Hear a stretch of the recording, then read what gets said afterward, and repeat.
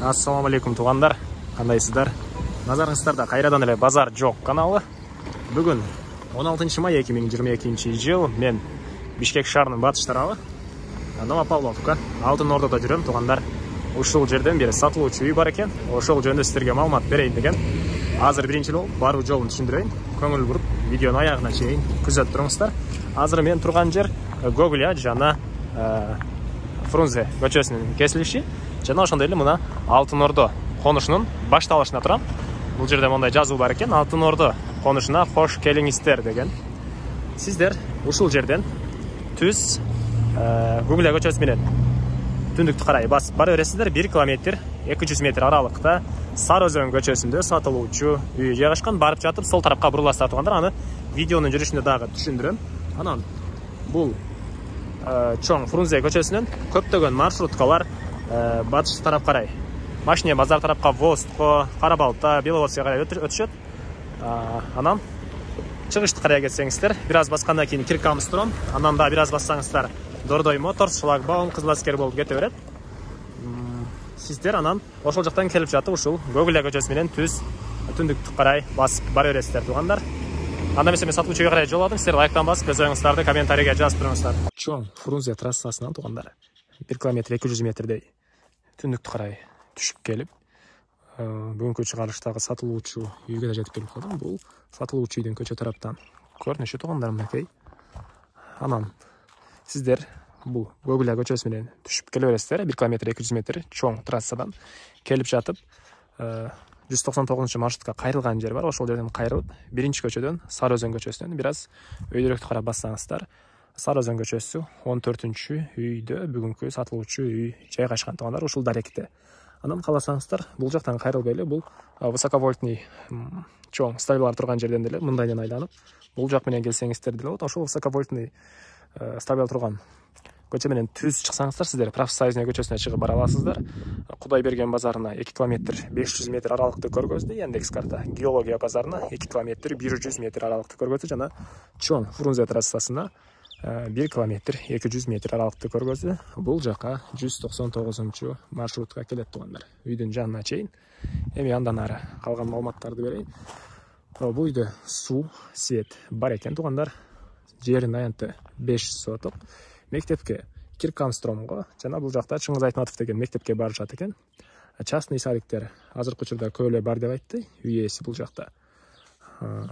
Мечиттер бар тугандар. Андан ары документтер боюнча кызыл китеп бар экен. Үй жөнүндө айтсак, толук түрдө мына кирпич менен бүтүрүлгөн, мансард түйүндө салынган тугандар. Узун турасы 10/9 экен. Алды тараптагы прихожканы эсепке албаганда бул жагы толук түрдө узун турасы 10/9 тугандар. Мына алды тарабында көрүп турганыңыздардай толтура бактар бар. Бул жакта бактар, бул жакта да алма бактар, өрүк багы жана башка көптөгөн бактар бар экен.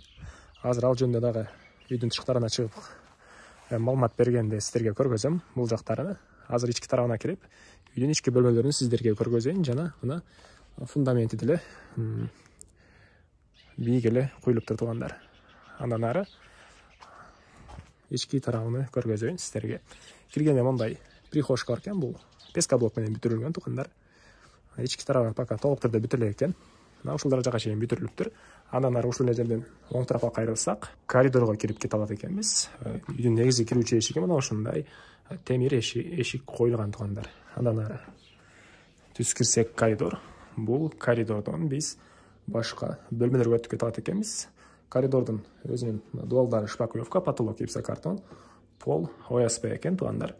Анан ушул жерден оң тарапка кирсек, кухня жайгашкан.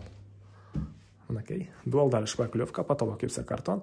Үйдүн ички тарабынан суу чыгарылган. Мынакей раковина орнотулуптур тугандар. Мына ушундай кухня мебелдер орнотулуптур. Булар деле калат. Жана чыгыш тараптан, анан түштүк тараптан чоң пластик терезелер орнотулган тугандар. Андан ары кайра эле коридорго чыгып, калган маалыматтарды берейин тугандар. Мен кайра эле үйдүн коридордамын. Ушул эле кухнядан кийинки бөлмөнү көргөзөйүн сиздерге. Бул жак детский бөлмө экен. Мынакей. Мына ушундай көрүнүштө дуалдар шпаклевка, потолок гипсокартон. Чыгыш тараптан чоң пластик терезе орнотулган. Мына ушундай көрүнүштө жана бардық мебелдер қалады екен, бір ғана бытовой техниканы алып кетемін дейді үй иесі. Қалған бардық мебелдер қалады туғандар.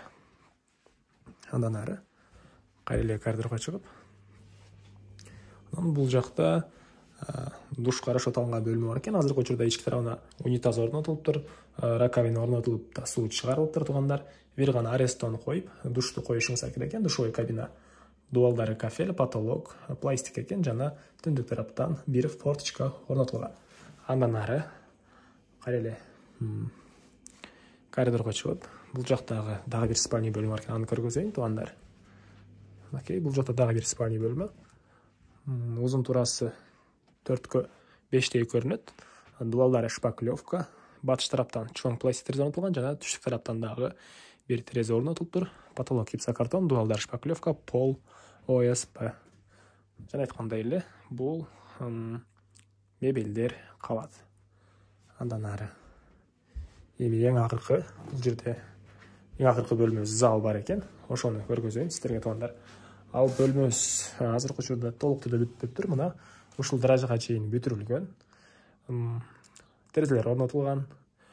Ички тарабынан штукатурка болуп тур дуалдары тугандар. Мына ушул көрүп турганыңыздардай даражага чейин бүтүрүлгөн. Эми кайреле короосуна чыгып тугандар. Тугандар бир нерсени эстен чыгарып турмун. Ушул коридордон үйдүн мансартына чыкчу тепкичтерге жай калтырылган экен. План боюнча ушул жерге тепкичтер коюлат экен тугандар. Аны келгенде дагы үй ээси менен өзүңүздөр сүйлөшүп алсаңыздар болот. Андан ары эми короосуна чыгайын. Мен кайреле үйдүн короосундамын тугандар. Мына кошуналар менен болгон границалар пескоблок менен тосулуп тур. Үйдүн алды тарабында мына бактар, жана видеонун башында эле айттым, ал жөндө алды тарабында бир аз жер жер да бар экен. Өрүк багы жана бул жакта батыш тараптагы кошуна менен болгон граница деле пескоблок менен тосулган. Үйдүн төрүнө, үйдүн тышкарындагы туалетта салыныптыр. Мына ушундай көрүнүштө тугандар. Эми бул үйдүн баасыны $45,000 деп атышат. Сүйлөшүү болот. Ээсинин номерин мен экранга калтырам. Звонок кылып сүйлөшүп көрүңүздөр тугандар. Негизги маалыматтарды дагы бир жолу эскерте кетейин. Бишкек шаарынын батыш тарабындагы Новопавловка, Алтын Ордо конушу тугандар. Сокулук районуна караштуу, бирок кээ бир Бишкек шаарына караштуу конуштарга караганда шаарга жакын деп мен ойлоймун. Мына Кудайберген базарына 2,5 километр, жана геологияга 2 километр 300 метр көргөздү. Могу чоң Ден Сяопинага 1 километр 300 метр, Киркамстромго деле жакын жерде жайгашкан бул жер тугандар. Жердин аянты 5 соток, документтер боюнча кызыл китеп бар. Үй узун турасы 9,10 жана толук түрдө кирпич менен бүтүрүлгөн тугандар. Дагы кандайдыр маалыматтар калган болсо, үй ээсинен звонок кылып сурап алыңыздар, жана ушул видеону достор менен, группалар менен бөлүшсөңүздөр, мага үй ээсине жана кимдир бир ошол сыяктуу үй издеген болсо, ошол адамга сиздер чоң жардам берген болосуздар. Анда эмесе мен сиздер менен коштошом тугандар. Кийинки чыгарылышка чейин саламатта калыңыздар.